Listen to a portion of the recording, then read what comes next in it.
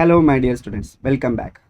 നിങ്ങൾ അറിഞ്ഞിട്ടുണ്ടാവുമല്ലോ, ICSI institute of company secretaries of India CSCT സിലബസിൽ വലിയൊരു മാറ്റം കൊണ്ടുവന്നിരിക്കുകയാണ്. ഈ വരുന്ന ജൂൺ 2026 മുതലാണ് ഈ പുതിയ മാറ്റങ്ങൾ നിലവിൽ വരുന്നത്. ഏറ്റവും പ്രധാനപ്പെട്ട കാര്യം, ഒരു കൊമേഴ്സ് പ്രൊഫഷണൽ നിലയിൽ അത്യാവശ്യം വേണ്ട ഫണ്ടമെന്റൽസ് ഓഫ് അക്കൗണ്ടിങ് ഇപ്പോൾ CSCT ഉൾപ്പെടുത്തിയിരിക്കുന്നു എന്നതാണ്. ഇതൊരു വെരി വെൽക്കം മൂവ് ആണ് എന്നാണ് എനിക്ക് പറയാനുള്ളത്. കാരണം ബേസിക് അക്കൗണ്ടിങ് നോളജ് ഇല്ലാതെ എക്സിക്യൂട്ടീവിലേക്കോ പ്രൊഫഷനിലേക്കോ പോകുന്നതിനേക്കാൾ എത്രയോ ബെറ്റർ ആണ് ഇപ്പോൾ തുടക്കം തന്നെ പഠിച്ചു പോണത്. ഇതിൽ പേപ്പർ 2 ആയിട്ടാണ് ഫണ്ടമെന്റൽസ് ഓഫ് അക്കൗണ്ടിങ് ഉൾപ്പെടുത്തിയിരിക്കുന്നത്.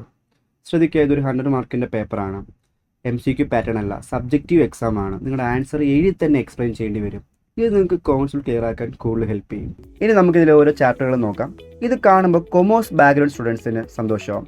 കാരണം നിങ്ങൾ +1 +2 ക്ലാസ്സിൽ പഠിച്ച ടോപ്പിക്സ് തന്നെയാണ് 90% ഈ പുതിയ സിലബസിൽ ആഡ് ചെയ്തിട്ടുള്ളത്. ഇനി കൊമേഴ്സ് ബാക്ക്ഗ്രൗണ്ട് ഇല്ലാത്ത സയൻസ് ആൻഡ് ഹ്യൂമാനിറ്റീസ് സ്റ്റുഡൻസ് ഒട്ടും തന്നെ പേടിക്കേണ്ടതില്ല. അക്കൗണ്ടിങ് എന്താണെന്നുള്ള മീനിങ് ആൻഡ് സ്കോപ്പ് മുതൽ ബേസിക്കായ കാര്യങ്ങളിലാണ് സിലബസ് സ്റ്റാർട്ട് ചെയ്യുന്നത്. നമ്മുടെ ക്ലാസ്സുകളിൽ അക്കൗണ്ടിങ് ഇതുവരെ കേട്ടിട്ടില്ലാത്ത ഒരാൾക്ക് പോലും ഈസി ആയിട്ട് മനസ്സിലാവുന്ന രീതിയിലായിരിക്കും പഠിപ്പിക്കുന്നത്. ലോജിക്കലി ചിന്തിച്ചാൽ വളരെ എളുപ്പത്തിൽ മാർക്ക് സ്കോർ ചെയ്യാൻ പറ്റുന്ന ഒരു പേപ്പറാണ് ഇത്. ഇതിൽ ചാപ്റ്റേഴ്സ് നമ്മൾ നോക്കുകയാണെങ്കിൽ unit 1 and 2 basic concept and accounting process. ഏതൊരു സബ്ജക്റ്റ് പഠിക്കുന്നതിന് മുമ്പ് അതിൻ്റെ ബേസിക്സ് ക്ലിയർ ആക്കുക എന്ന് വളരെ ഇമ്പോർട്ടൻ്റ് ആണ്. അതുപോലെ തന്നെ ഇതിൽ യൂണിറ്റ് 1 ഉം 2 ഉം അക്കൗണ്ടിങ്ങിൻ്റെ ബേസിക്സ് ആണ് ഇതിൽ പറയുന്നത്. ഇതിൽ പഠിക്കുന്ന ടോപ്പിക്സ് എന്ന് പറയുമ്പോൾ എന്താണ്, നമ്മൾ +1 ക്ലാസ്സിൽ ഓൾറെഡി പഠിച്ചായിരിക്കും. Journal, ledger, trial balance, rectification of errors, ഇതൊക്കെയാണ് യൂണിറ്റ് 1 ഉം യൂണിറ്റ് 2 നമ്മൾ പഠിക്കുന്നത്. ഇനി കൊമേഴ്സ് ബാക്ക്ഗ്രൗണ്ടുള്ള സ്റ്റുഡൻസ് ആയിക്കോട്ടെ, അവർക്കും ഈ ഫസ്റ്റ് 2 ചാപ്റ്റർ പഠിക്കുന്നതിലൂടെ അക്കൗണ്ടിൻ്റെ ബേസിക്സിനെ കുറിച്ച് നല്ലൊരു ഐഡിയ ഉറപ്പായിട്ടും കിട്ടുന്നതായിരിക്കും. Next unit 3 bank reconciliation statement BRS. ഇതും ഈസി ടോപ്പിക്കാണ്. നമ്മൾ +1 ക്ലാസ് തന്നെ ഓൾറെഡി പഠിച്ച ടോപ്പിക്സ് തന്നെയാണ്. സിമ്പിൾ ടോപ്പിക്കാണ്. അടുത്ത ഡിപ്രിസിയേഷൻ ആൻഡ് അമോർട്ടൈസേഷൻ. ഡിപ്രിസിയേഷനും അതിൻ്റെ കാൽക്കുലേഷനും അതിൻ്റെ മെത്തേഡ്സും കാര്യങ്ങളൊക്കെയാണ് നമ്മൾ ഈ ചാപ്റ്ററിൽ പഠിക്കുന്നത്. Next chapter 5 preparation of final accounts for soul proprietorship. ഒരു സോൾ പ്രൊപ്പറേറ്റർഷിപ്പിൻ്റെ ഫൈനൽ അക്കൗണ്ട്സ് എങ്ങനെയാണ് പ്രിപ്പയർ ചെയ്യുന്നത്, അതായത് ട്രേഡിംഗ്, P&L, ബാലൻസ് ഷീറ്റ് എങ്ങനെയാണ് പ്രിപ്പയർ ചെയ്യുക. ഇതും നമ്മൾ +1 ക്ലാസ് തന്നെ ഓൾറെഡി കവർ ചെയ്ത ടോപ്പിക്കാണ്. വളരെ ഈസി ടോപ്പിക്കാണ്. Next chapter 6 partnership accounts. ഇത് നമ്മൾ +2 പഠിച്ച ചാപ്റ്ററാണ്.